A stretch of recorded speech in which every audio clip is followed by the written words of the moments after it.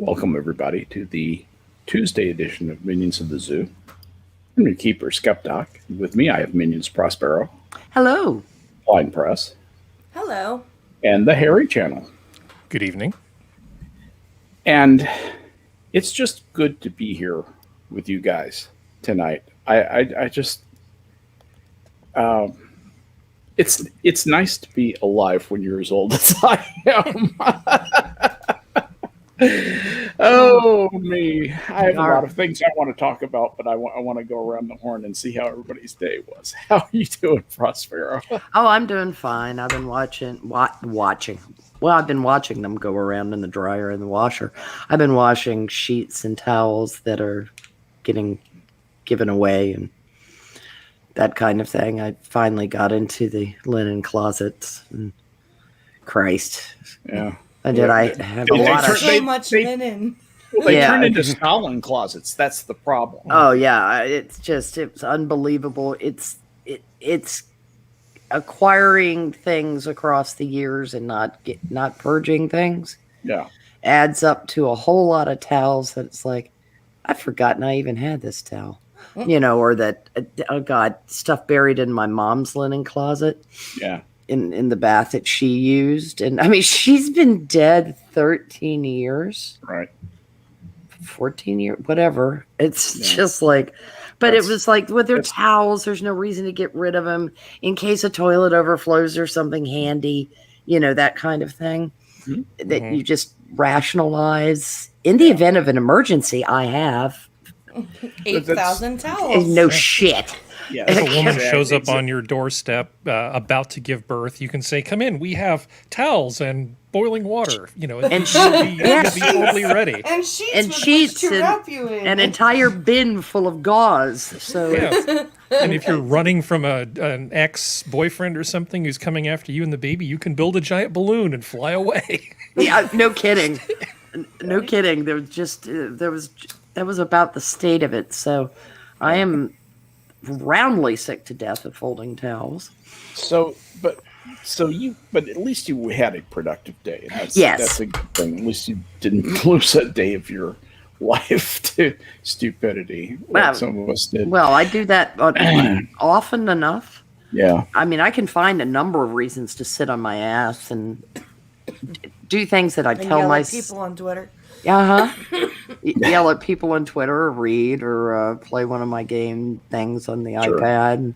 That whittle away time. But I got up this morning at 5 and put a load of laundry in, and that was kind of the benchmark for the day. I was like, keep doing this. Yeah.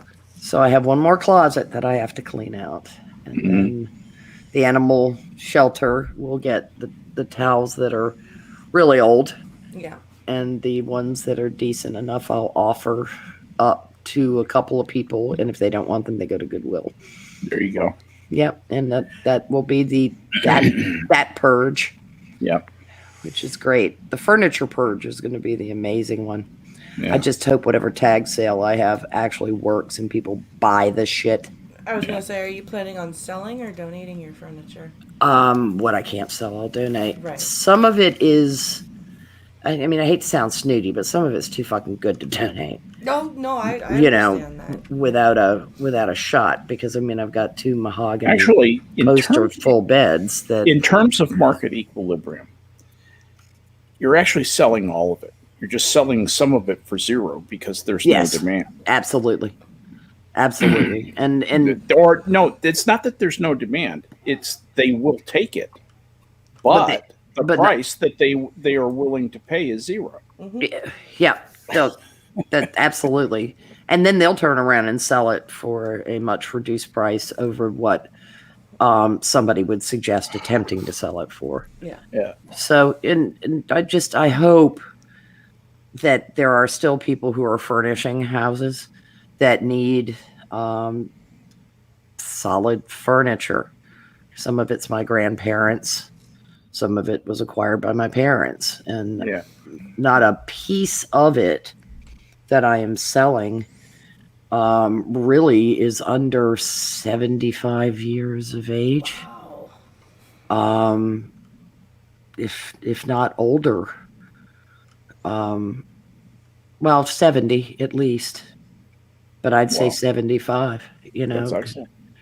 Yeah, and it's quality hardwood stuff, and there may be some people who do catalog auction work that would be interested in purchasing it to resell at a higher.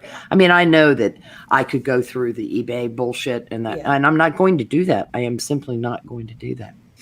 It's too much hassle. Yeah, it depends on what the value of your time is. My eBay time is more of a time sink than people think. Well, let's continue around the horn. Yes, Blind Press, please. how are you doing? I'm doing okay. Did you have an interesting day? I did. I had a very interesting day. For my birthday, I got to wrangle a sick toddler. He's got a bit of a summer cold. Poop. And Pincalo and I are afraid that we're catching it because Pincalo had a bit of a migraine today, and now that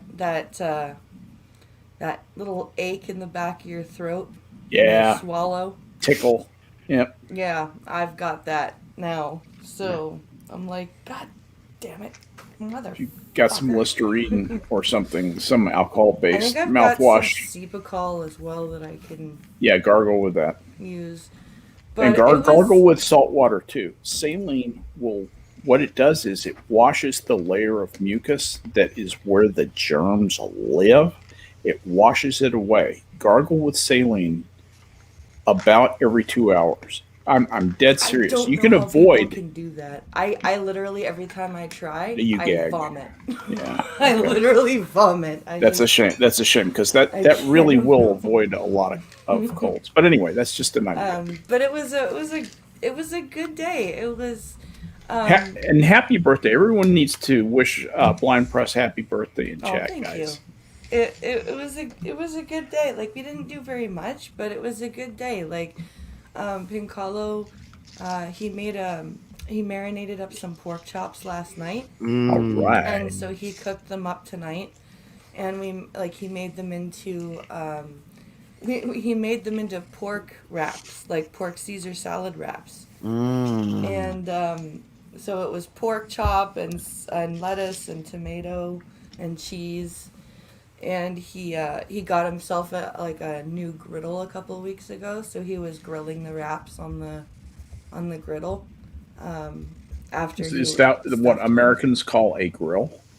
No. Or is this a true griddle? It is an actual griddle that you I got put you. on the Okay. stove. Just wanted to make sure there wasn't a Canadianese thing going on. No, Okay.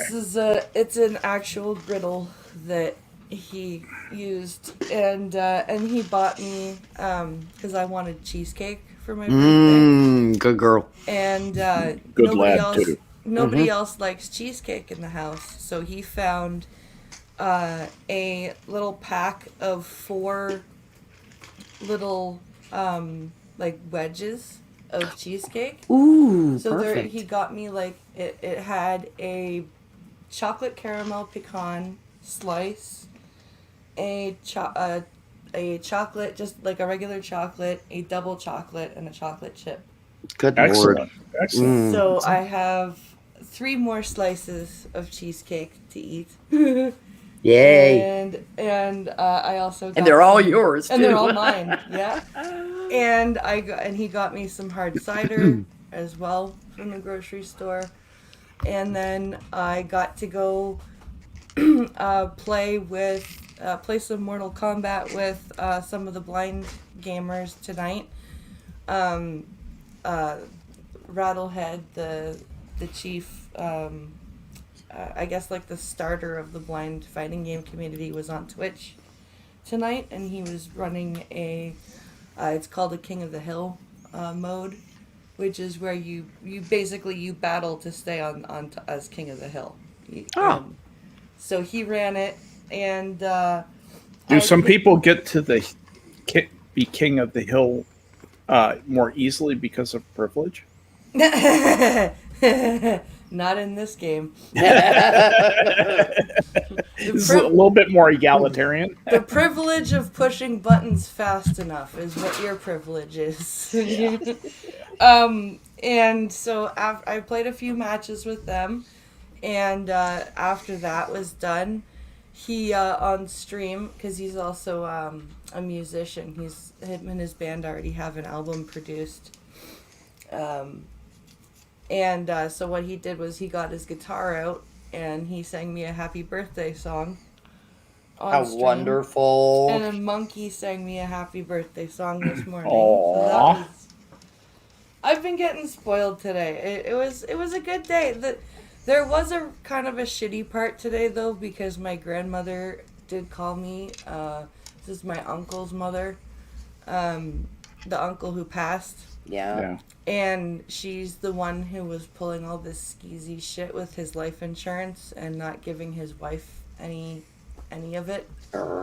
And she decided to call me to say happy birthday this morning and then turn it into how she's not over her son's death and how hasn't accepted his death. And I'm like, okay, you're not the only one who misses him.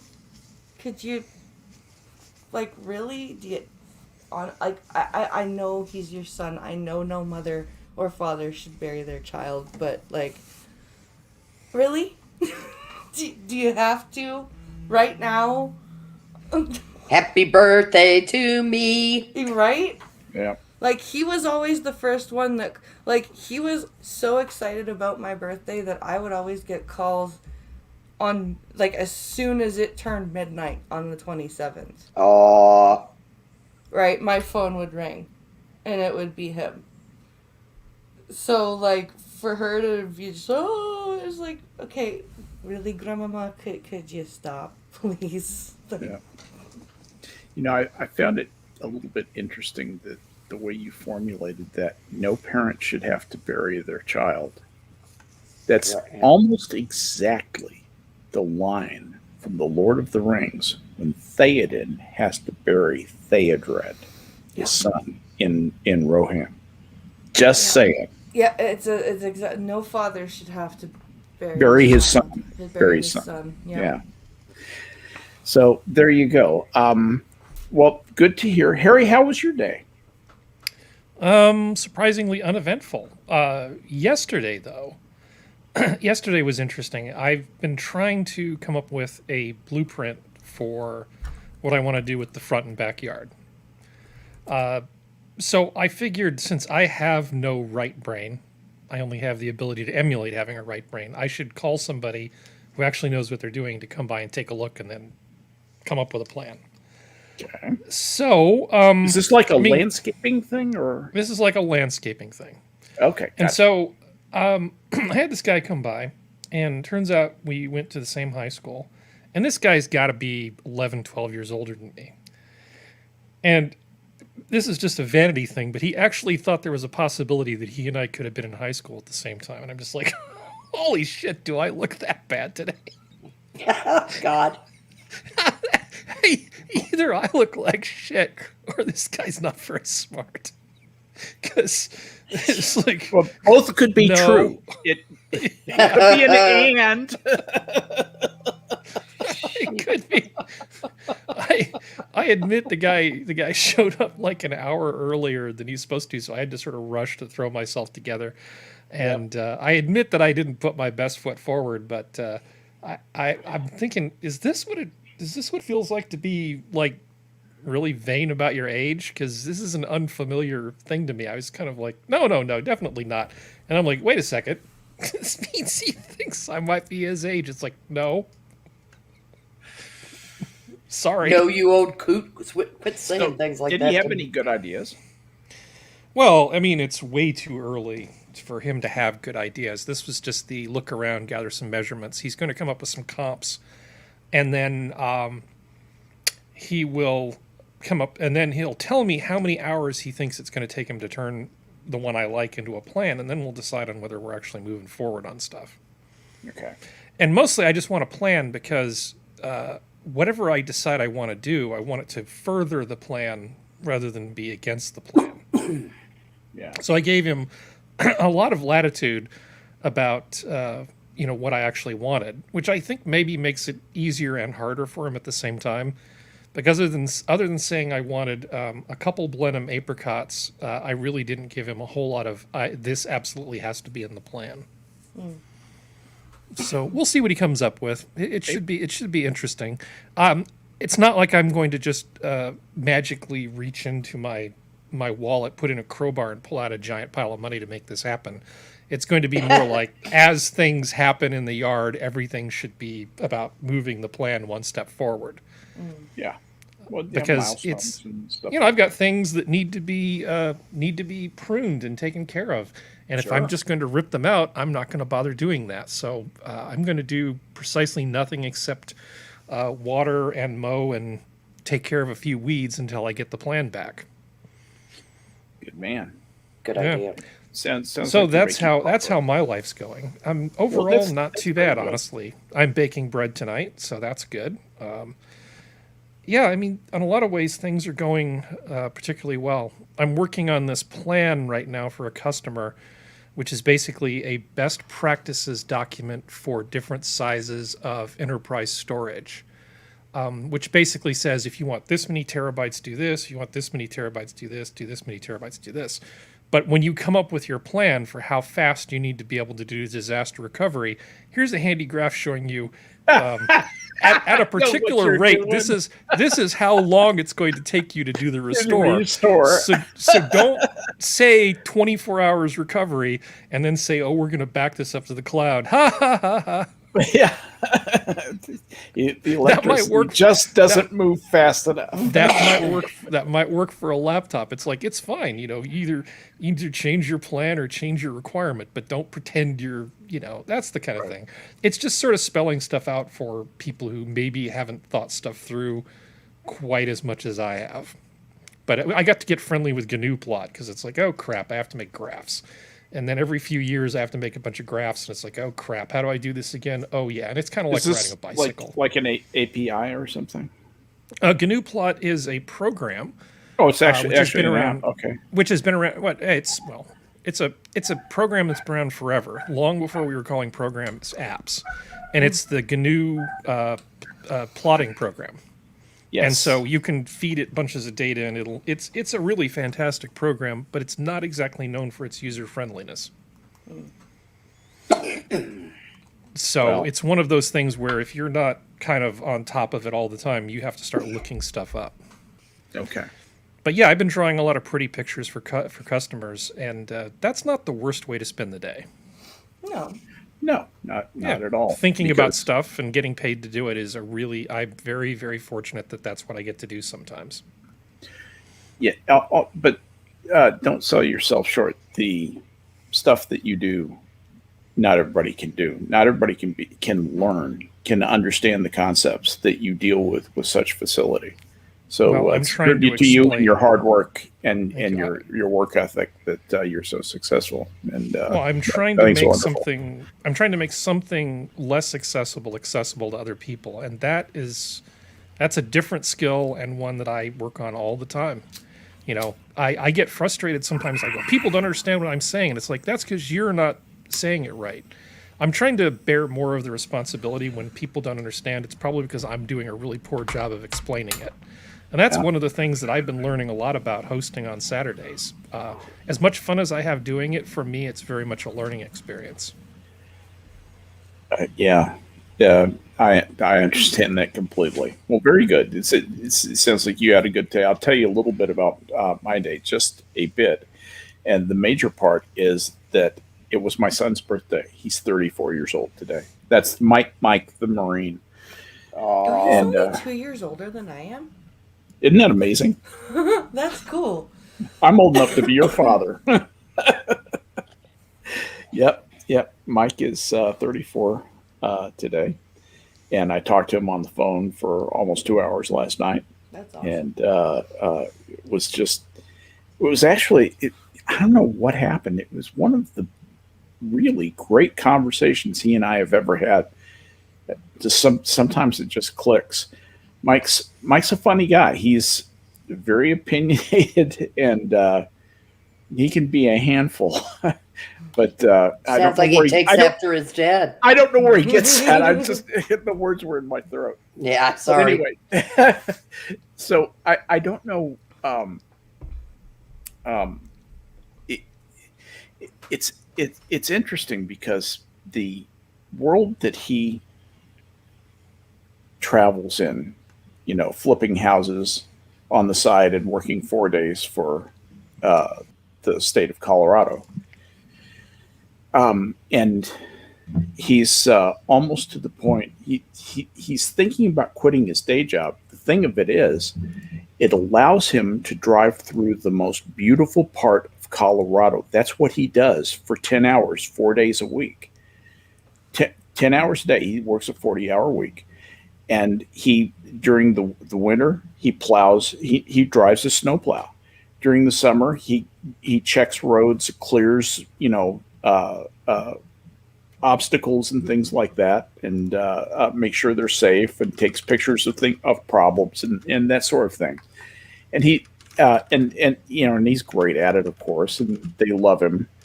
But he's making enough money flipping houses and that was a lot of what we talked about, that I said, your job is becoming an almost insignificant portion of your income. And he said, yeah, Dad, I know. I'm going to have to strap them on. That means put on your balls in the Corps and just take the plunge. But anyway, I'm real proud of him. He just sold the house for $600,000. He only had $300,000 in. Damn. I shit you not. This kid he has a lot of money, and but he doesn't keep cash around. He buys more houses, and now he's almost to the point where he has to start contracting people to help him. So he's an interesting guy. One of the most dynamic people I've ever known. One of the most ambitious, dynamic people I've ever known.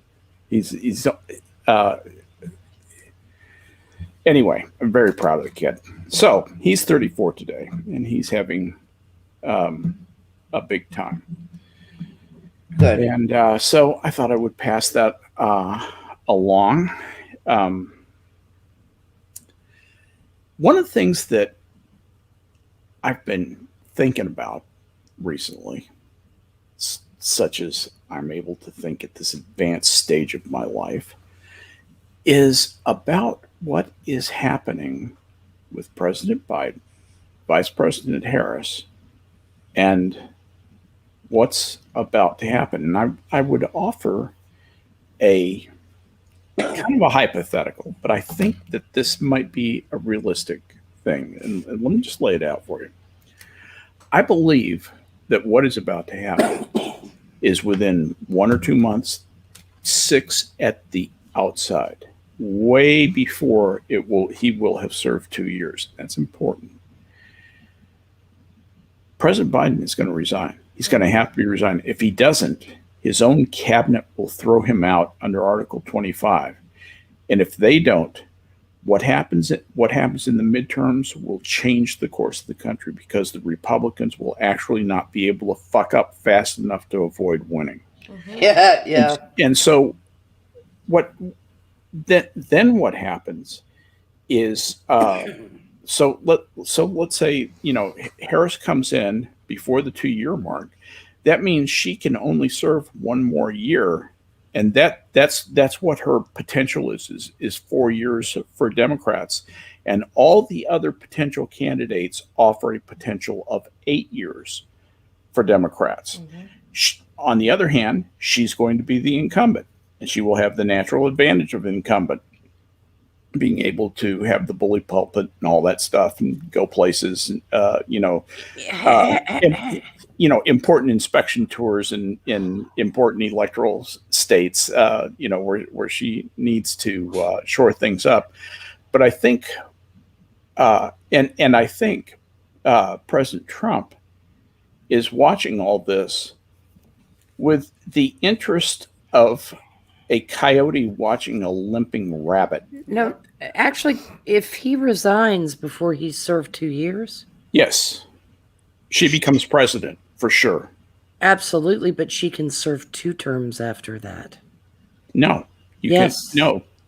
If it's under 2 years. If it's under 2 years. If it's over 2 years. If it's over 2 years, then she can. Then she can. Johnson could have, for example, because of when JFK got 3 years in the bag before he was bagged. Yeah. And so Johnson could have been reelected. He declined to run. And he was so deeply unpopular by that time. He, and my friends remember this, that he was toast and knew it. But Nixon would have slaughtered him. Yeah, exactly. But my point is that this is. What do you guys think about this? Am I being realistic? I think you are, because I think they were hoping they could keep him in until February. Yep. Of next year, and he's not going to make it, because if he's just randomly blurting out shit like they think we drink the blood of babies, and just going off the reservation, Jill can't keep making speeches for him. They already know how unpopular Kamala is, because they're not letting her make the speeches. She's not public speaking very much, which is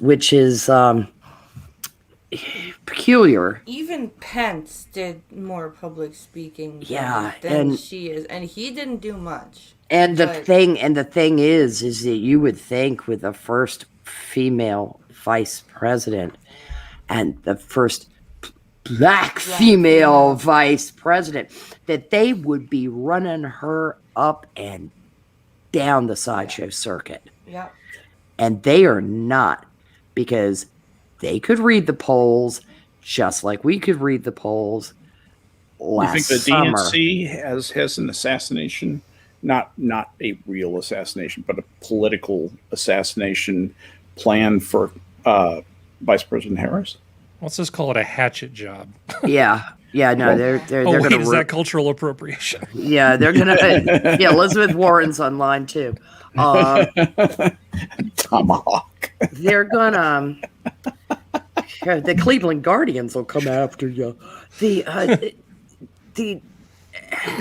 She didn't poll for shit. Okay. Yeah. I mean, she couldn't get a percentile. You saw her in the primary. You she know how bad she is. I mean, she didn't get a single electoral vote. Not a single. Or, not a single elector, percentile. I should say. Yeah. She didn't have an elector when she was in the primary. Not a single one was assigned to her. Not a one. No, she is. I mean, what? Tulsi Gabbard did the Lord's work and pulled the veil back. And then there have been, I'm sure there's been internal polling on that kind of, the squishy Dems that switch back to voting Dem because pandemic and Orange Man beat them down. They can't possibly like her. And some of these cackle videos and her response about accepting the vice presidential nod from a man she called a racist. Yeah, who was dedicated to keeping little girls like her out of school. Right. Is the way she put it. Which means that the minute Dr. Lady Macbeth and Biden 2.0, Obama 2.0 team got in, Kamala is probably pushing paper. Mm-hmm. They don't want her in the inner sanctum because she's pushy, she's aggressive and ambitious, and I would imagine she's generally relatively unpleasant to be around, given her demeanor in a public debate. Hence, they've allowed the rumors that her staff and she are nightmares to work for. Things like that you would think, with the press so much in your camp, that they'd have had a lid on that shit. That we wouldn't be hearing the, oh dear, she sounds like she might be as unpleasant as what's her face, the really scoldy Karen. Not so many to choose from. No, the bitch from Wisconsin or Minnesota or wherever the hell she's from. You know who I mean? The one who threw binders at people. What the fuck was her name? Oh yeah. The only person I can think of right now is Kirsten Gillibrand, and she's no. She's I know a who midge. you're talking about. You're talking about. It starts with a K or something. No, the one that was former military. Somebody in chat. The one you really don't like, Skep. She's a Karen. I mean, no, she's evil. She's evil. I know who you're thinking of. And Klobuchar. Thank you, Captain of the Gray. Oh, Amy that was Klobuchar. another one. I mistook my Karens for each other. Okay. Yeah. Okay. Not Tammy Duckworth. No, I was thinking Kamala Tammy Harris, Duckworth because she's terrible. No, Tammy Duckworth is the disabled lady that. Yeah, but she's all the accessibility advocates fucking jump on the shoulders of whenever they want to. She's an utter. She's a bitch on steroids. I mean, thank you for your service, ma'am, but it doesn't change the fact that you're a bitch on steroids.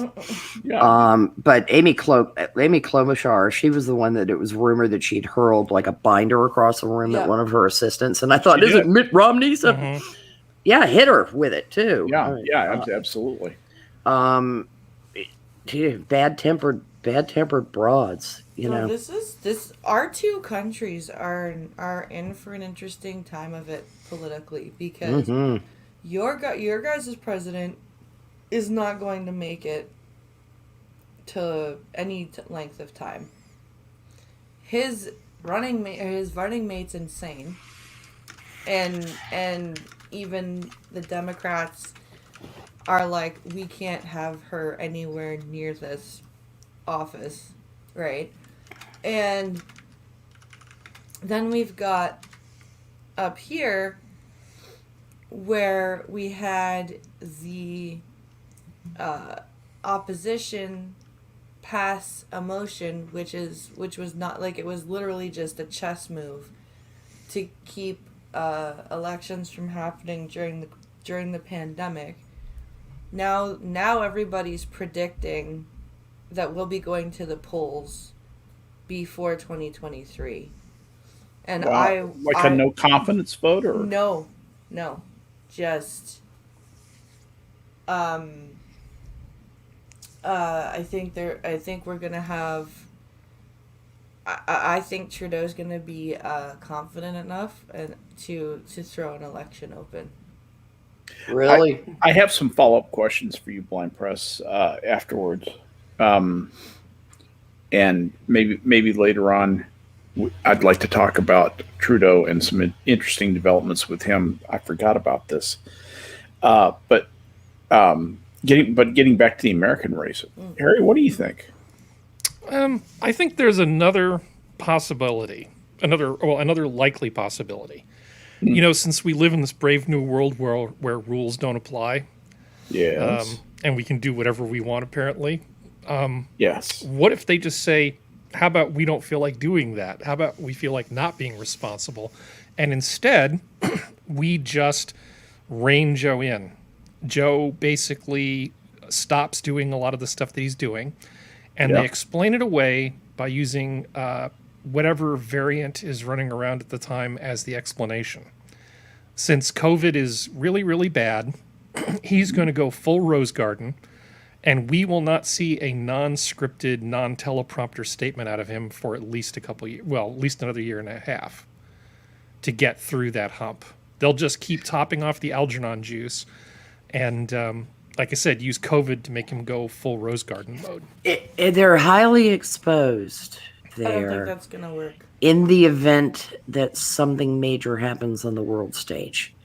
Because if Russia makes a move anywhere, that is the kind of thing that normally there would be a response from the Oval Office in the form of the president, not a proxy, or if China does something. China's a whole different smoke. Yeah. Now, I don't know how badly China wants. I know they want Biden in office because. Don't forget China's even more precarious credit situation than it was 6 months ago. They're in trouble right now. But everything that keeps coming out of the broken windows for a better tomorrow mindset that's in the White House right now is only going to deepen inflation. We're beginning to get down below the tip of the iceberg now. I know that fuel prices are not always directly linked to inflation. They're probably more linked to fracking bans and regulations and that kind of nonsense. But the beef prices have gone up, the chicken prices have gone up, the pork price, all the things that aren't met, those food costs and fuel costs that aren't officially measured by the government are going up, and people see it. And you can't blow smoke up their skirts anymore about, well, that's not part of the official inflation. But coming off of a pandemic, what I'm saying is if something happens on the world stage where we expect the President of the United States to address it, and Joe called a lid at 9:30, and they trot some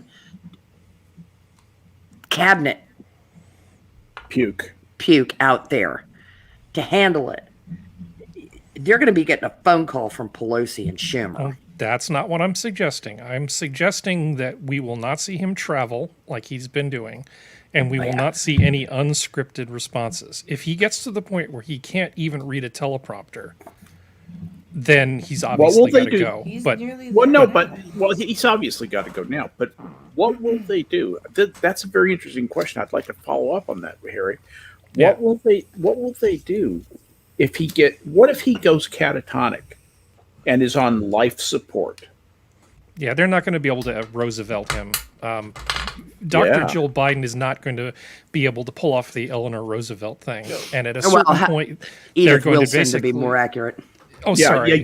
Absolutely. Yeah, you're right. My mistake. But the thing is, they're not going to be able to weekend at Bernie's him in any way. But I do think that between him, the thing we're going to see right away is his travel schedule is going to go down, because it goes from being on the offensive, which is what he likes to think he's on. It's going to become very much a defense, play for time, get to the point where Kamala or somebody else can get in there. And if they could find a way to get rid of Kamala and appoint somebody else as VP, they will absolutely do it.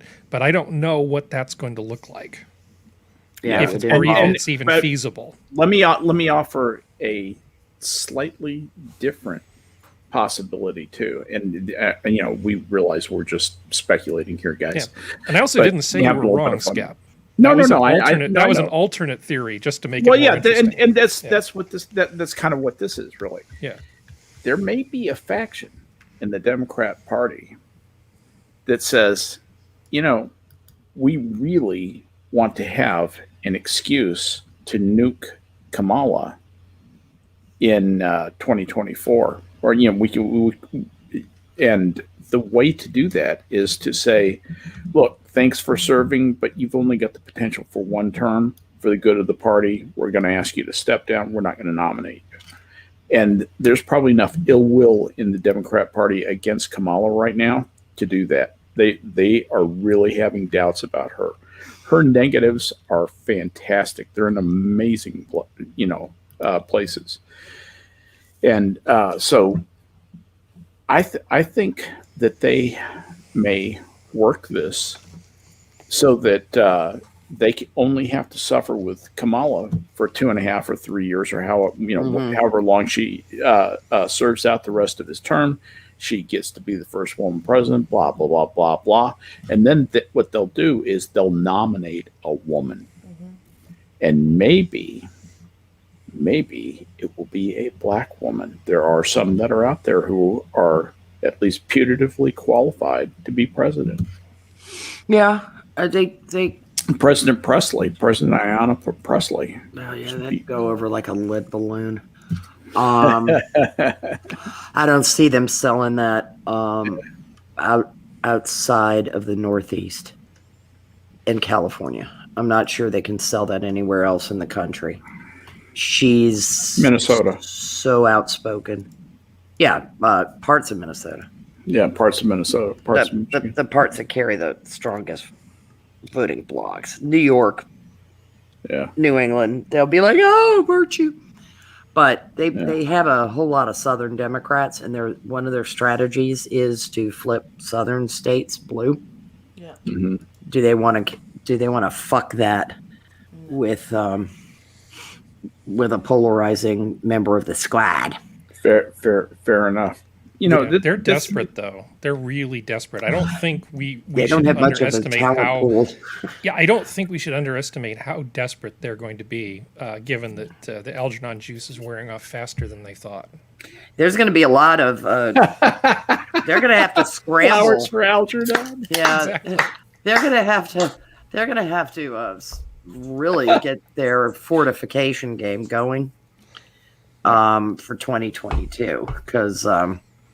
They've got a PR problem. Yeah. They've got Mr. They don't think I drink blood, and then they've got the laughing cackler. Well, yeah, the laughing cackler, the repeated assaults on Republicans as being deplorable, which will get wearing on centrists. Yeah. It had an impact. I mean, Hillary uttered those words. And the constant demonization of the opposition, got to be careful with that because there is a squishy middle of the people that voted for Obama and then turned around and voted for Trump who will be like, stop it. It's one of the reasons we didn't vote for Hillary. This is getting tiresome. They're not going to be able to wring that much out of the January 6th commission hearings. They're doing those now. Yeah. That'll be overdone with dead news. I mean, old, stale bullshit. The other thing that's going to really hurt them. What? What's that? Is if they shut down again. Mm-hmm. If they shut down again and use the Delta variant as a reason. Yeah. Yep. They're fucked. And you know what's really sad about that is that they could, in certain areas, have compelling reason to do that. I mean, genuine public health compelling reasons. Yeah. And they're going to hesitate. People are going to see that it was all political. If that's what they do, and you see a huge spike in cases, it's whether they'll notice, I don't know. The scientific sophistication of this country is rather poor. That has been made abundantly clear on both sides. Mm-hmm.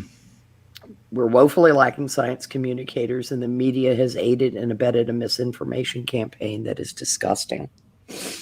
Well, if you come out with the truth, you're branded as an ideologue.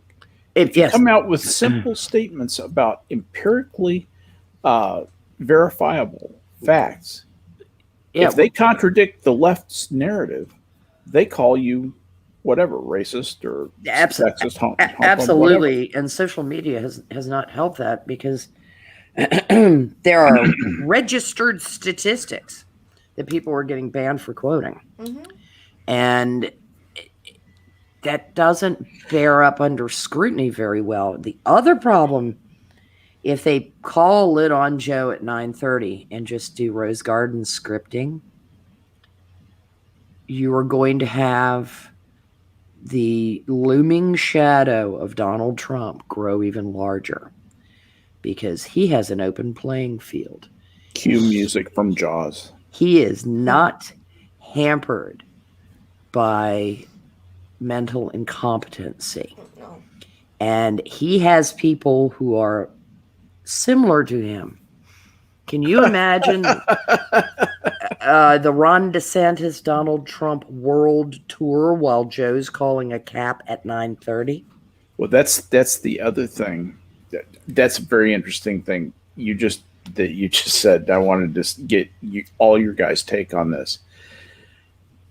Here is an alternate theory, is that the Republicans decide we are going to strike hard now. These guys are weak and we've got this. And you know who they nominate in 2024? They might not nominate President Trump. They might nominate DeSantis if he shows an inclination. Nominate DeSantis. They love him now. Well, and he's it's younger, and he's he's a younger man, and he's more politically astute. He's more, because this is the problem in Canada too, is we need younger leadership in the Conservatives party. Yes. In this, because we've got all these young people in the Democrats that are taking over for like the old guard, right? Because they're dying off. And then we've got up in Canada, we've got younger people in the Liberal parties. Trudeau's not an old man. And in the New Democratic Party, we've got Jagmeet Singh, who's the leader of that party. He's also not an old man. And he's on every social media platform known to man. Like, the fucker's even on Clubhouse. Wow, that's dedication. Yeah. Right? I just found him on Club. I'm like, go do some politics. What are you doing? Right? Like, what the hell are you doing on TikTok? Get off and go do your politics. He is on TikTok. Oh, yeah? He's absolutely on TikTok. I've seen his account. But then we've got the Conservative Party, who is still full of the older fuddy-duddies. They're fuddy-duddies. And that's what's killing the Republican and the Conservative parties. Well, we have old people. I mean, we have young old people in the Republican Party. That's kind of the really annoying thing about particularly the Christian right. I hate to say that, but they're get off my lawn church ladies at 40. Yeah. You know, and it's like, oh my God, you soul-sucking fun fuckers. You know, everything's like some kind of horrible cultural decay all the time. Nobody wants to listen to that. No. Nobody wants to listen to that. Something like CRT, hell yeah, go after that hammer and tongs because it's unbridled racism. But for God's sake, will you quit with the moral panics over porn stars at the fucking PAC meeting? Nobody cares. Porn stars aren't conservative. Fuck you. Yeah. Exactly. Just who the fuck thought we were going to be having that conversation? Like, seriously, that's like saying that there can't be gay Republicans. One of the reasons, that Trump was able to walk in and stomp a relatively deep bench of Republican candidates. In a normal year, that would have been an interesting contest to watch. Yeah. Because you had people with experience, both in politics and in governance, in varying roles in governance, all presenting themselves as possible candidates. But they were all fuddy-duddies. Yeah. And Donald Trump came in and said, you're a bunch of fucking fuddy-duddies. You're not talking about what the people want to hear. He tapped into the leftover pissed off angst and rage of the Tea Party. Yep. And that's why he was able to peel off Democrats, because no matter how much even the Republicans wanted to make it all, it's just a group of weirdos. Because, the Tea Party would have had hope if the Republicans had supported it, but they didn't. They didn't. It was a threat to them. And that's because Republicans have turned into big government Republicans. Yeah. Yeah, they're corporatist fucks, just like the Democrats. and they're tedious. And then, the libertarians are a debating society. So people are left with the guy that walked through the door and said, they're not sending us their best. They're sending us among working people, the race, the rapists and the 300 illegal aliens were rounded up the other day who were all sex offenders. Jesus. Now tell me that Donald Trump was wrong when he said they're not sending us their best. Fair. He never said all Mexicans are rapists and murderers. No, he didn't. He just pointed out that we have a lot of shit trickling over the border, as well as people who want to work. The people who want to work, they were never the problem. They were never the problem. They should sign the guest book, please. But they weren't the problem. We don't know that those aren't their best sex offenders, though. Yeah, you're right. There could be a whole bunch of really bad sex offenders who can't do anything right. The really lazy ones all stay in Guadalajara. Yeah, or the Catholic Only Church. the really motivated ones. The priests all stayed at home because they already have easy pickings. Yeah.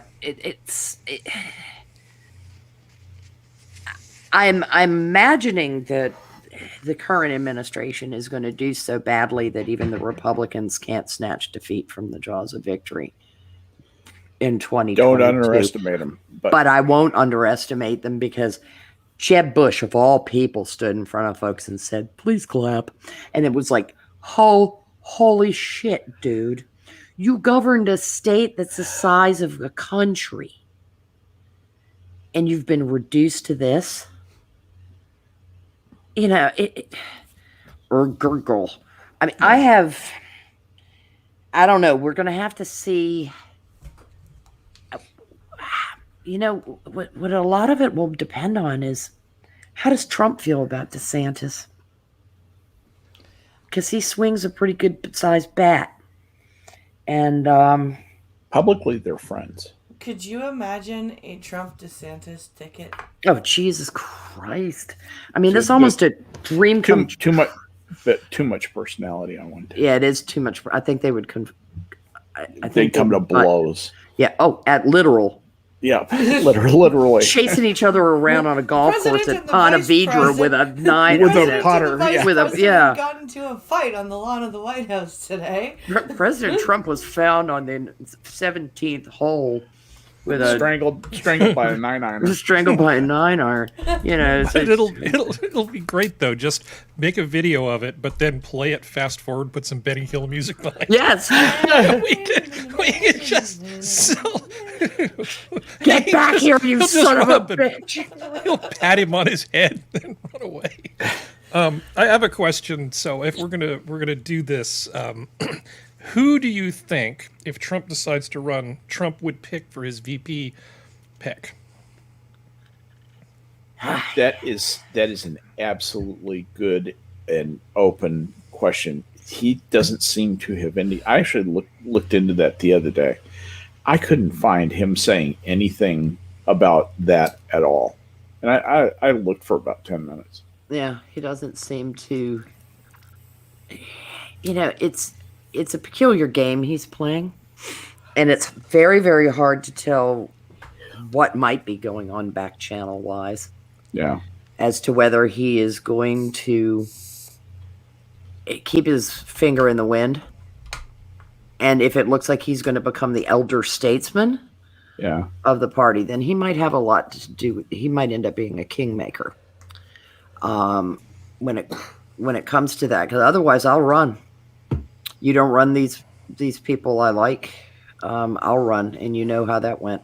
Mm-hmm. Yeah. Well, those are the only two options. He's either going to be the kingmaker or he's going to run. Yeah. I don't see a third option being particularly likely. If they can come up with somebody who he thinks has a chance of winning and who he thinks will do a good enough job, he will endorse that person. Mm-hmm. If they aren't able to do that, he will crush that person. Yep. Yeah. And for better or worse, Trump will win or lose the next election. That's just my guess in terms of what I think is most likely. He's too big of a personality not to play it that way. You know, you've got to remember all these people have large egos. Not all of not all of them are the showman that Donald Trump is. He had the TV experience and the razzle dazzle. None of them are the showman that Trump is. He's actually no. I mean, yeah, he's got a hell of a lot of razzle dazzle for somebody who, a lot of people's initial response to him was not all that positive. You know, it's not that he's that much of a showman, because he's really not. It's more that he's the show. Yes. Yeah, well, he's the whole package. Right. He's Jenny Lind and P.T. Barnum. Right. It rolled into one. Exactly right. Yeah. So that's really well stated. And guys, Jenny Lind, JENNY LIND, Google her, because I bet in our listening audience, none of you know who that was. Was the Swedish Songbird? Swedish Songbird. Yeah, she was quite a sensation as a singer, and Barnum. 19th century, if I remember correctly, because I only heard her sing a couple of times. It was 1895. Barnum promoted her heavily, and it was wildly successful for its time. And Trump is best at self-promotion. Trump knows how to market Trump. Mm-hmm. And he's good at it. I mean, he's done it his whole life. Yeah, you can loathe the guy all you want, but he knows how to hustle. Yeah. And he does it with a gold-plated toilet, but a common man's touch. It's a remarkable confluence of skill. It really is, and it's almost contradictory, isn't it? Yeah, it is, because he is an elitist of all the elitists. Oh, like you read about. I mean, he's such an elitist. He really believes nobody is in his class. Oh yeah, I mean he's utter megalomaniac. Oh yeah, absolutely. But he has the practical life experience of dealing with large numbers of tradesmen, union workers. Yep. People like that, and he knows how they talk. Also, Donald Trump, intellectual pursuits were not his interest. No. Building buildings was his interest. Yep. And making money. Yep. And to build buildings and make money, you don't have to have pretty words and that kind of thing. You just have to have an inexhaustible energy, which he does. He's remarkable for a man his age. Yeah. The amount of energy he has, and I would never turn my back on the man. I mean, my personal assessment of him versus my political assessment are two completely different things. He's just incredibly gifted at the politics of people. Mm-hmm. Not the politics of politics. He sucks at that. Yeah. Because he's a bull in china shop. Because we're all used to all this very polite fairy nonsense that goes on, where they're all just backstabbing the shit out of each other and saying pretty words for the public to hear. Mm-hmm. And the public laps that shit up. Where's the civility in politics? There never has been any civility in politics. The hell? I mean, it's all about the power. It is about the power, and it always has been. Yes. And that goes back to the muckraking bullshit that went on in the 19th century in American politics. But once again, as with science, history isn't taught. So, people aren't aware of the. You can find handbills and stuff from the 19th century where people were just calling each other horrible names in the interest of politics. It's just, they're also faux civil now. It's almost annoying. Trump in that way was a breath of fresh air to me. Yeah. It was so nice to see somebody just stand up and go, fuck this. We all identified with him in that moment. As much as the coarsening of public discourse might be distasteful, I don't know, man. We needed a little bit more. That's bullshit, and a little bit less. I believe what my esteemed colleague is saying. Yeah. false niceness that they affect. God, that is obnoxious. Yeah, I like that's that's the one thing I do like about Canadian and British Parliament is, while you're still, like my lord and Mr. Speaker, right? There is a bit more of that, like, dig at your opponent. The banter. The banter, yeah. But the ill-intended banter is pretty spectacular. I love watching PMQs because of that, because it's just naked hostility cloaked in kabuki, and it's I really wish I could have been alive to listen to Margaret Thatcher. I really do. She had a couple of brass clackers, honey. She was awesome. Mm-hmm. She was amazing. Terrifying. Just ask the Argentinians. She was fucking terrifying. I think she made H.W. Bush piss his pants. Yeah. Now's not the time to get squishy, George. She was the one who prosecuted the war against the Argentinians over the Falklands. Yeah. And she did not back down. A lot of her parliament wanted her to back down, even people from her own party. Mm-hmm. She said, no, that is British territory, and we're coming back. But it's over by Argentina. It's near at Argentina. And don't give a shit. Told them they were number one and decided to do what she was going to do anyway. Yeah. So it had been held by the British for so long that she didn't give a shit where it was. It was like where it is located in the world is not the point. The point is it's sovereign British territory. Yes. In other words, Spain, pay careful attention. Mm-hmm. Which fair enough. They still need to be reminded now and again. Spain, do you remember that humiliation from Elizabeth I? Yeah, I was going to say 16th century oopsie. Well, would you like to repeat that, or are you going to go home? This time with more bombs. Yeah. She made some errors. I mean, she made some incredibly stupid errors, I think, that cost the Tories dearly. Certainly in the North.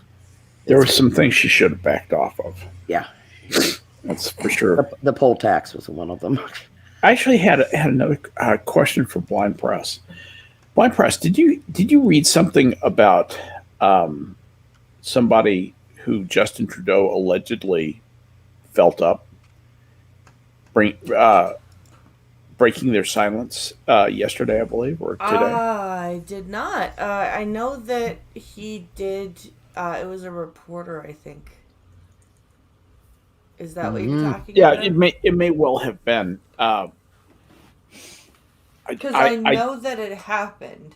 Mm-hmm. Because I know, like, there was the allegation that he did, get up in a woman's space, when and that he kind of brushed it off as, it was nothing, I can't believe people would think that it was anything other than, just nothing. being friendly, but no, I didn't, I did not hear that she had, spoken. She's just being a complete idiot about this. Oh, no. But we're going to have to deal with it. I was going to ask you about Premier Trudeau and the sexual misconduct allegation that some lady has just decided to hit him up with. Do you know anything about that? No, I'll have to take a look at that and do some looking into it. It might be worthwhile. It's an interesting problem. But anyway, I thought I'd put it out. We can put a pin in that. Are you sure he didn't have one of his cabinet do the sexual misconduct? He usually seems to have somebody else do his dirty work. No. He has, what he does is he actually does the bad thing, and then he has the cabinet members show up and pretend to have done the bad thing instead. And then the opposition will provide documents that prove that that person had nothing to do with it, and they demand that the people who did have something to do with it show up, and those people will draw from the hat of names one of their people to go instead, and the cycle will just carry on. Lovely. Oh, it's great. God damn it. Yeah, we both our countries just have horrible leaders. It's just I mean, they say we get the politicians that we deserve. We deserve. But I don't know. What the fuck did we ever do to deserve Joe Biden? Yeah. I mean, it's an interesting thing. I was thinking about the karma of Joe Biden, the karma of getting Joe Biden as your president. How bad does your karma have to be? And I think there were so many people who were aggravated by Donald Trump that they just didn't come to the polls, or they voted for Biden. Yeah, and panic porn was big business there for so long. The amount of panic porn was drowning out any other conversations. It's not like we don't have problems. I mean, the median price of a single family home, the median sale price, that's half were above this price and half were below this price, was $361,800. That's a median price. The median price for a home. I am absolutely flabbergasted. Yeah, I saw that. I was looking at that Breitbart article on. Yeah, that's what I've got. The demand shifting downward briefly, but they expect with interest rates down the way they are, that will pick back up. Just the amount of difference that I have seen in housing prices in the last year is gobsmacking. Really? Yeah, I mean, you're looking regionally at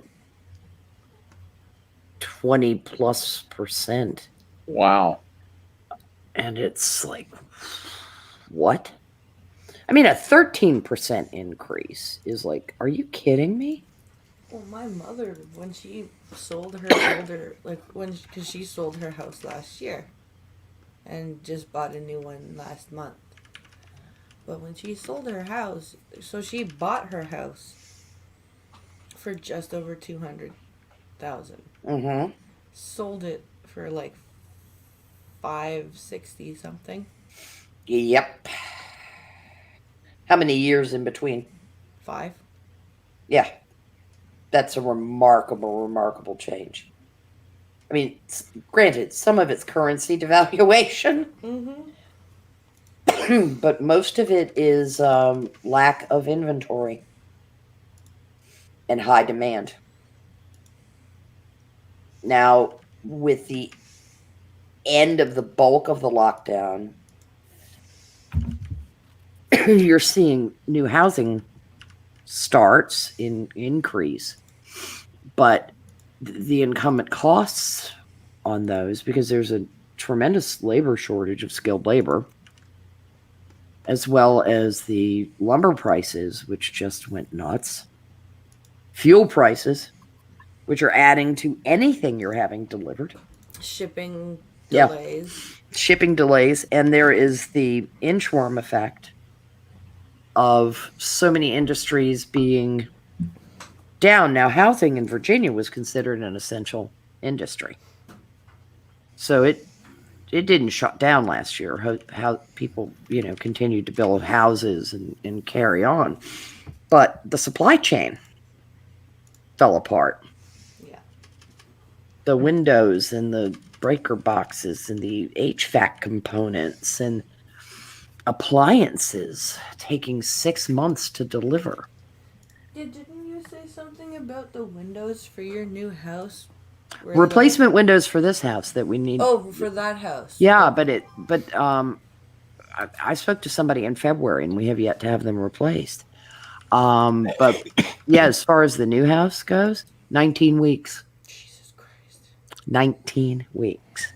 And that's not to mention the things that, normally in the course go out of stock, stop being manufactured because a new model comes along or a new product line comes along for flooring or carpeting or all those subsidiary pieces down the road. I mean, there are a lot of moving objects involved in housing. And, sure. It's not just nails and lumber. And the lumber prices are just terrifying. Yeah, that's the truth. By the way, folks, we're only going to go to midnight tonight. I forgot to make that announcement earlier because I'm old and I need my beauty sleep. So, well, I was gonna say I'm very sorry about that. I know it's only 20 minutes, but I really should head out and because my throat's starting to hurt. Get some sleep, plenty of fluids. Zinc. Yes. I'm not sure if there will be a stream because I'm pretty sure Logan will be home tomorrow. Okay, just let me know what's up. But I'll let you know because it's Wednesdays with Skep. All right. Well, listen, if you're going to cut out, happy birthday. Many happy returns of the day. I hope it was everything you wanted it to be. 4 days of cheesecake. Yay. Yay. May your next lap around the sun be the best. Oh, thanks. Absolutely. You well guys said. are awesome. All right. Good night. Have a great night, guys. We'll see you later. Night, BP. Good night. Good night, hon. So and then I have a story that I put in the private chat there, the one on the bottom, which might enrage you for 20 minutes. It seems like it might fit nicely at the end of the show if you'd like. I know sure, it make Prospero super unhappy. Oh, excellent. Tell us all about this. All right, here, let me bring this up. All right. This is the Pasco Sheriff's Office letter targets residents for increased accountability. Is that the one? Yep. Oh, wait, that's Barbara Boxer. Never mind. There we go. Oh, there we go. Pasco Sheriff's Office letter targets residents for increased accountability. Yeah. Do you want me to read from that, or would you like to read from that? No, go ahead, Harry. I'll sit back. Okay, I'll just give you the précis. It starts like an offer of admission from a prestigious university. We are pleased to inform you that you have been selected, ... it says. But the 4-page letter from the Pasco Sheriff's Office goes on to tell recipients that they will be facing enhanced police scrutiny under the agency's controversial intelligence program. You may wonder why you were enrolled in this program, the letter continues. Jesus Christ. Sorry, I shouldn't laugh at this.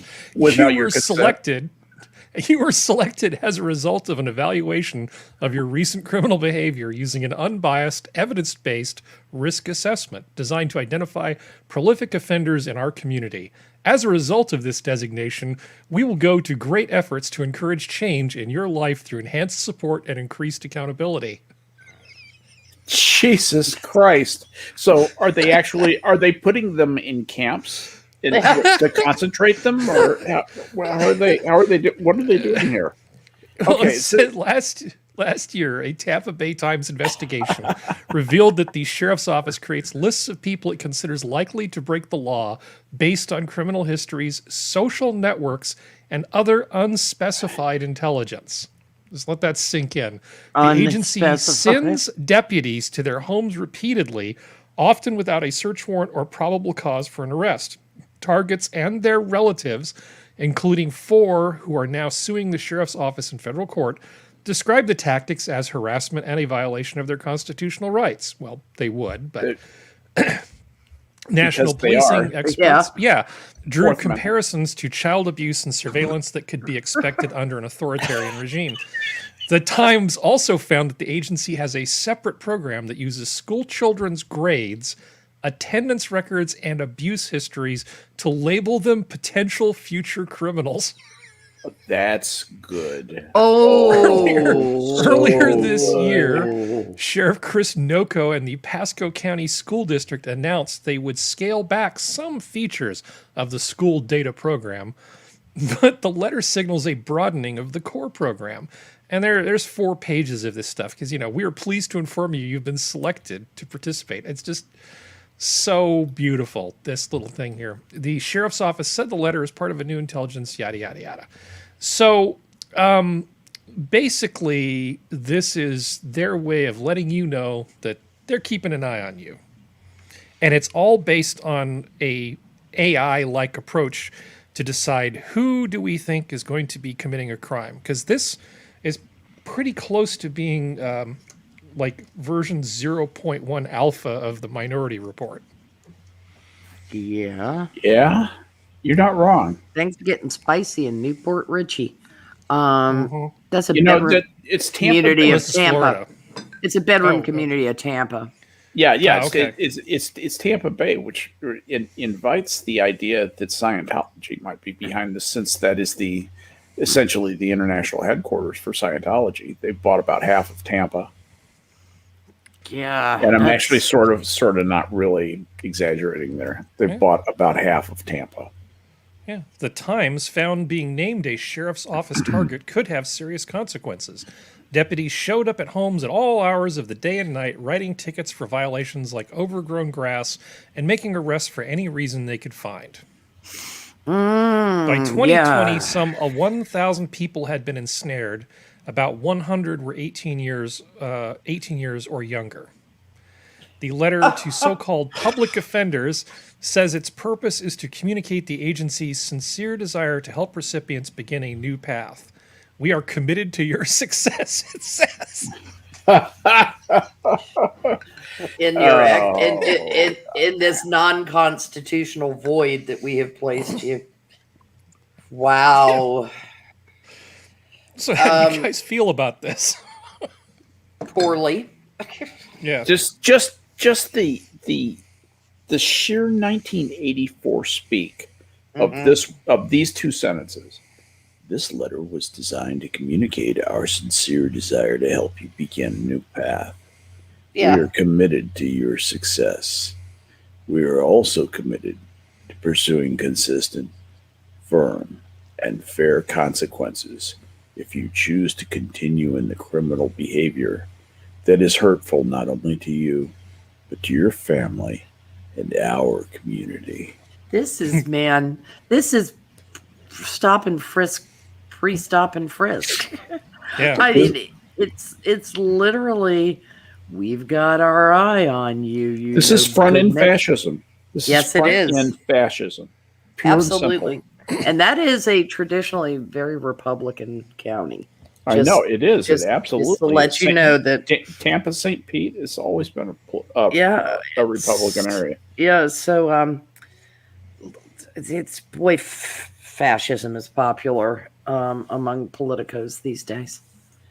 Effective today, your name and criminal history will be shared with local, state, and federal law enforcement entities and prosecutors. Jesus Christ. And this includes the state attorney's office, the United States attorney's office, FDLE, parole and probation, FBI, Homeland Security, ATF, DEA, and other entities not named here, who have the ability to ensure the highest level of accountability for all current and future criminal acts you commit.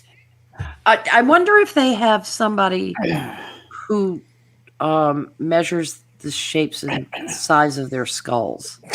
Oh, that's bring the official phrenologist, calipers, the calipers of justice. Yes, So because this sounds about as woo as phrenology. Yeah.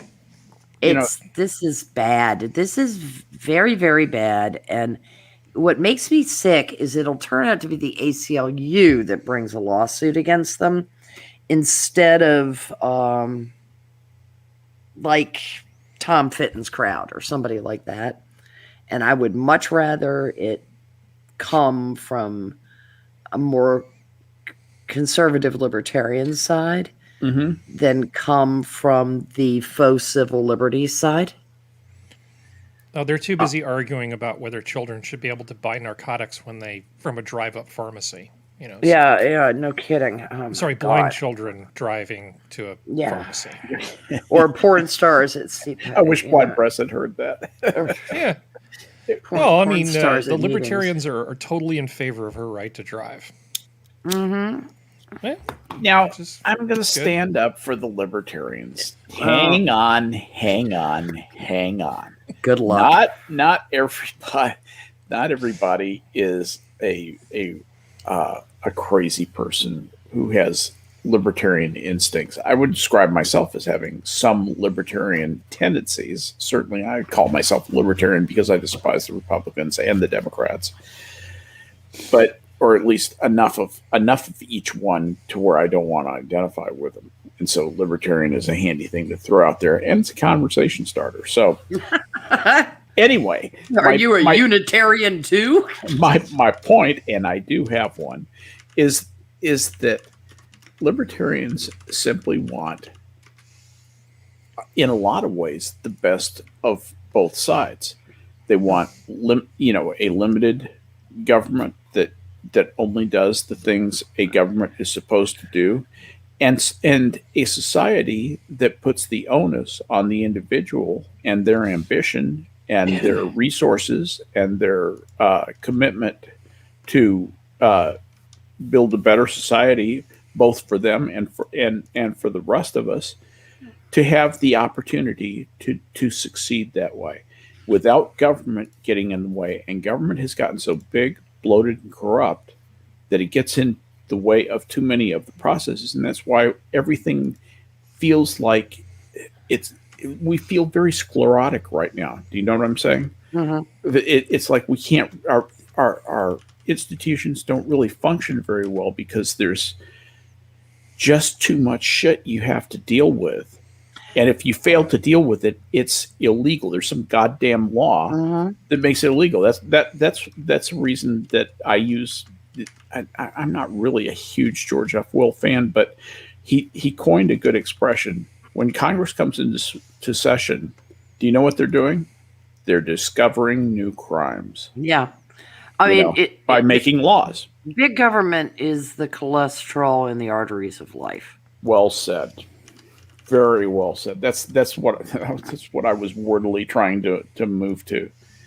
They're clogging up everything. everything is getting narrowed to there's so much plaque.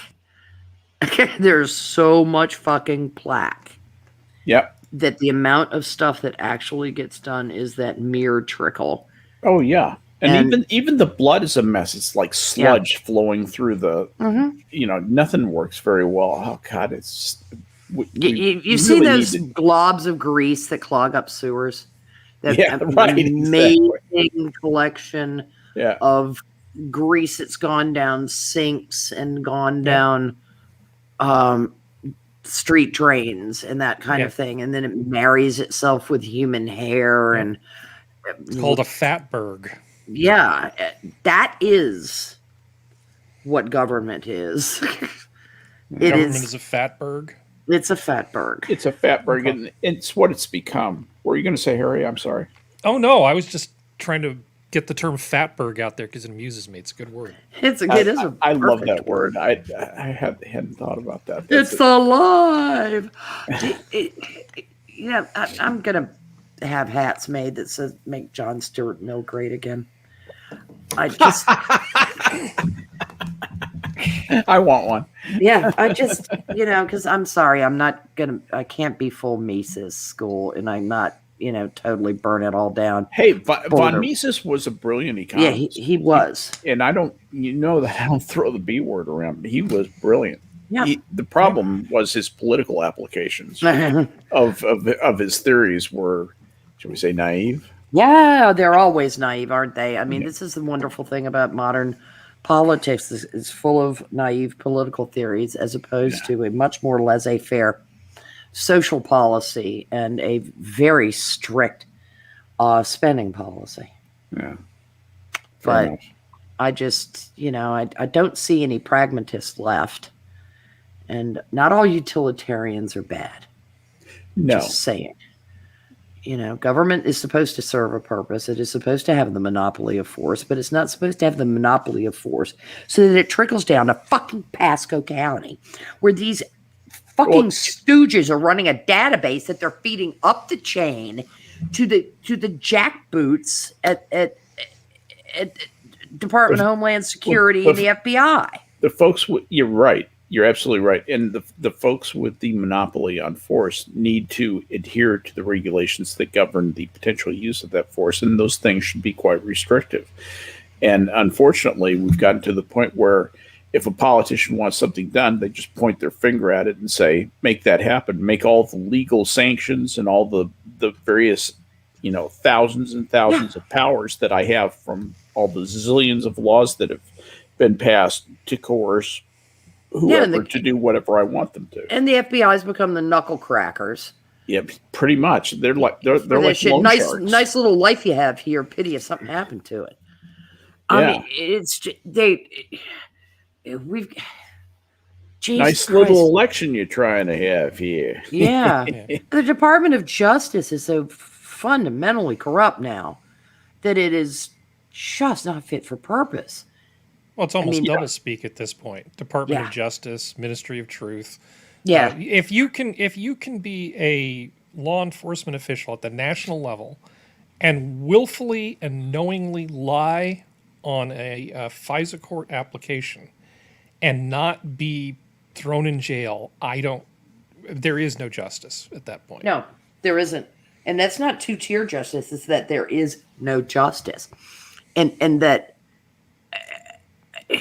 number one, I don't like the FISA court, particularly because I don't like things being done back channel like that. But I can understand that there would be times where you would at least need to have a very small panel of judges.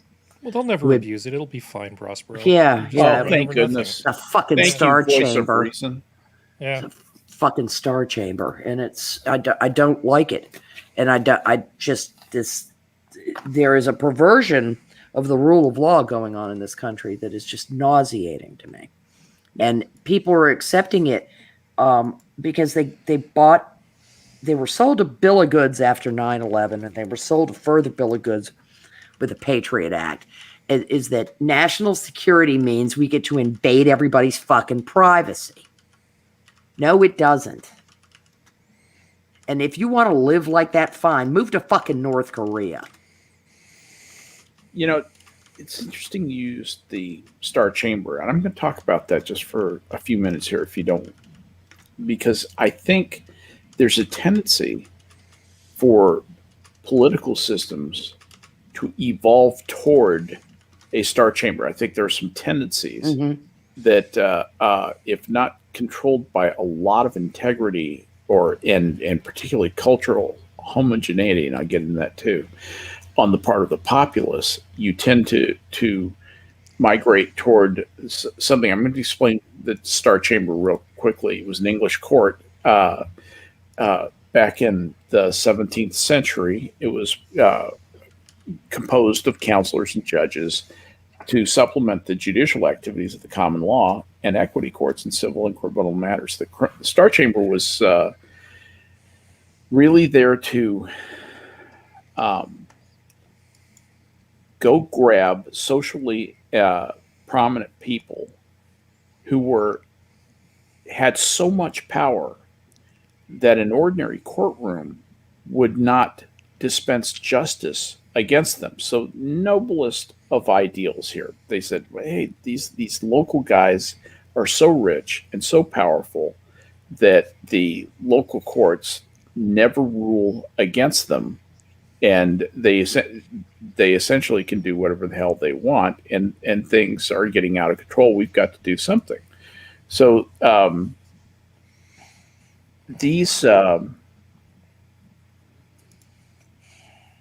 what ended up happening was that they ended up rendering these kind of arbitrary and usually deeply strict rulings and granted no appeals, no ifs, no ands, no buts. As soon as the Star Chamber laid it down, that was it. That was what was going to happen, and it felt to them like they were solving a problem. And I think, getting back to the Pasco County Sheriff, that those guys think they're solving a problem by beginning to put together a Star Chamber type of enterprise. Yeah, it's a broken windows policing.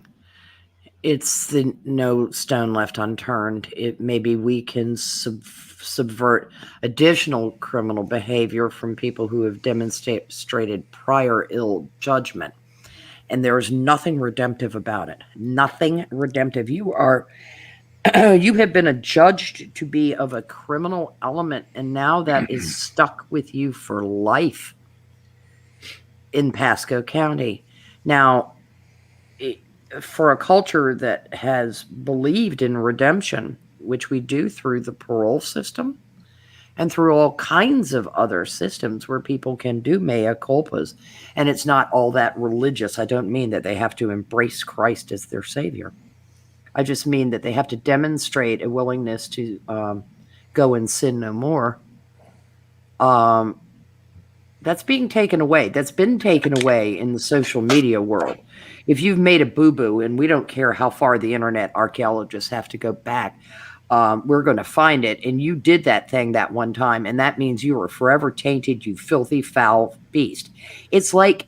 Will they brand them with an A? Yeah, well, no kidding. I mean, it is incredibly regressive. It's reminding me of a very Asian mentality of shame culture. And it's borrowing from social credit, which is not a good idea, kids.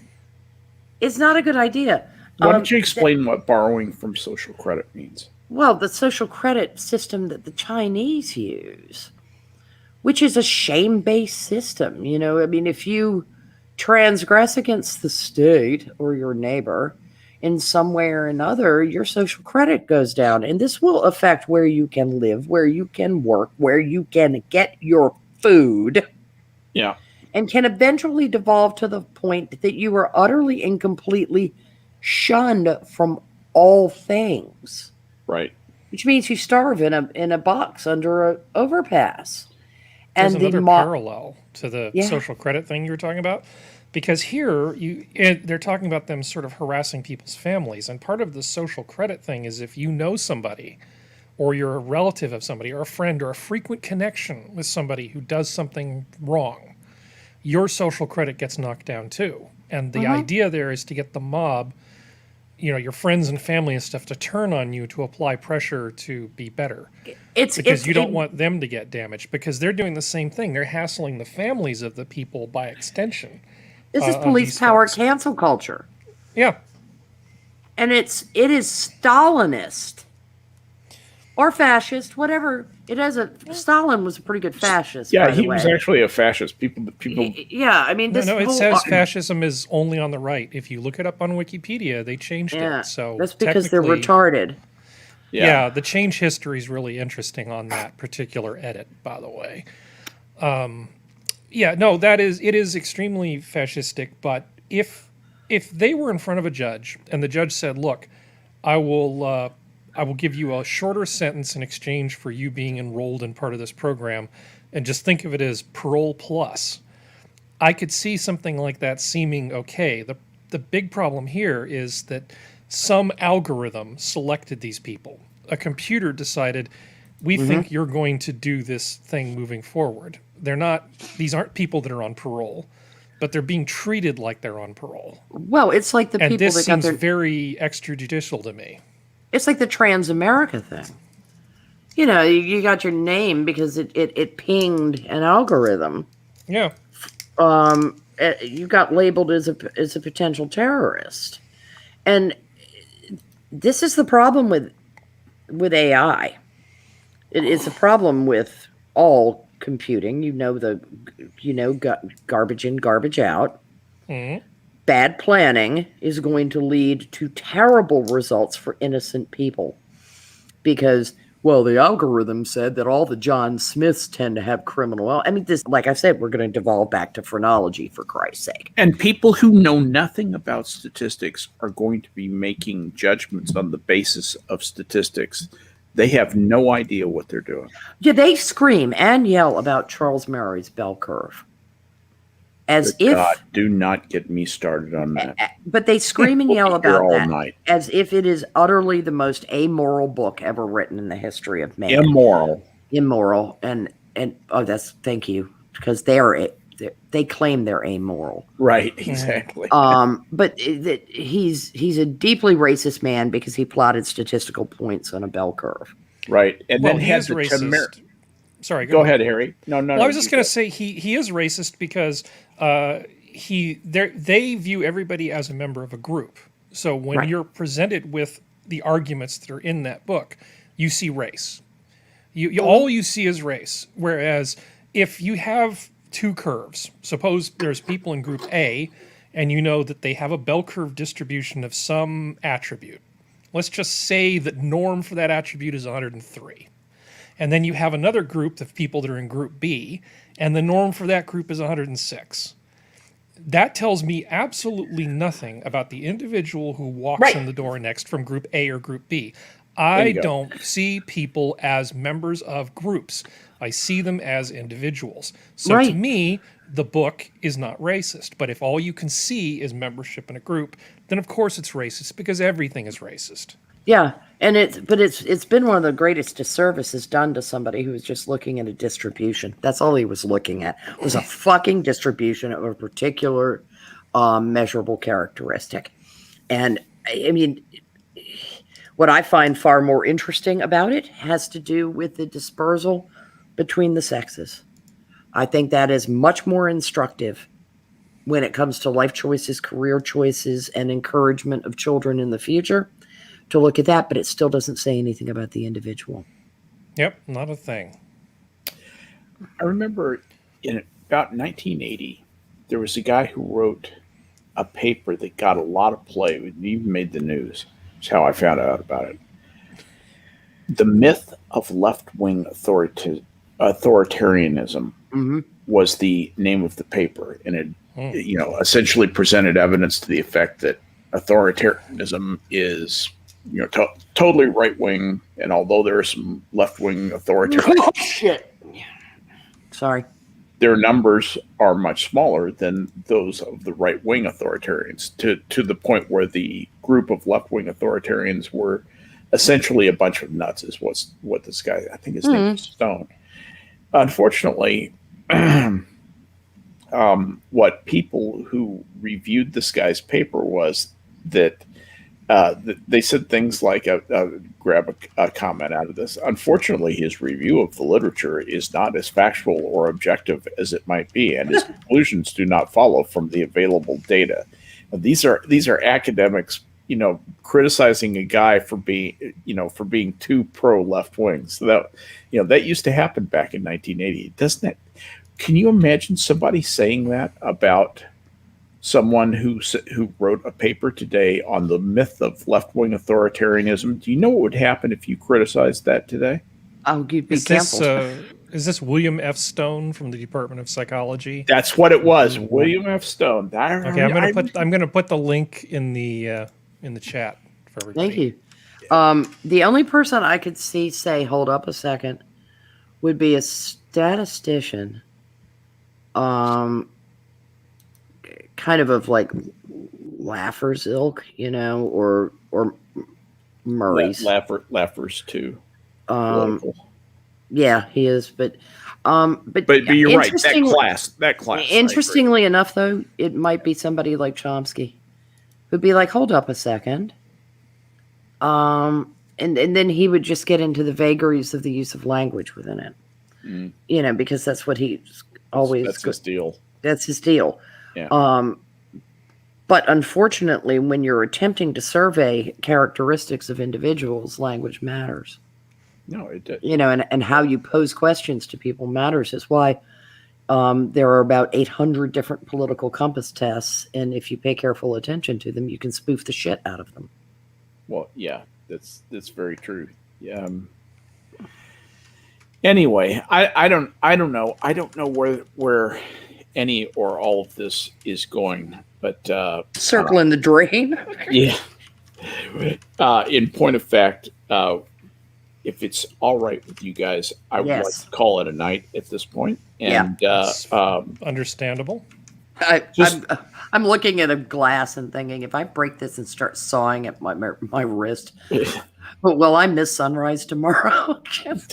Exactly. Yes. All right. Well, I'm going to leave it here, and I'm just going to say I'm going to take the time here at the end, be a little bit selfish, and let people know. Listen, guys, you're not immortal. You can really hurt yourself in the heat. This is a warning, seriously, from someone who learned a lesson recently about heat exhaustion, sunstroke, and that sort of thing. It comes on you very, very quickly. During the summer, when it's hot, you hear blind press complaining about the heat in Canada, for God's sake. When this stuff is going on, make sure that you've got access to, something to drink and a cool place to be. Don't overextend yourself outside. It's a really scary experience to become exhausted from this stuff. I'm just going to leave it there. Leave you with that warning. I care about all of you. Thank you for joining us tonight. Thank you to my panel. Thank you to chat.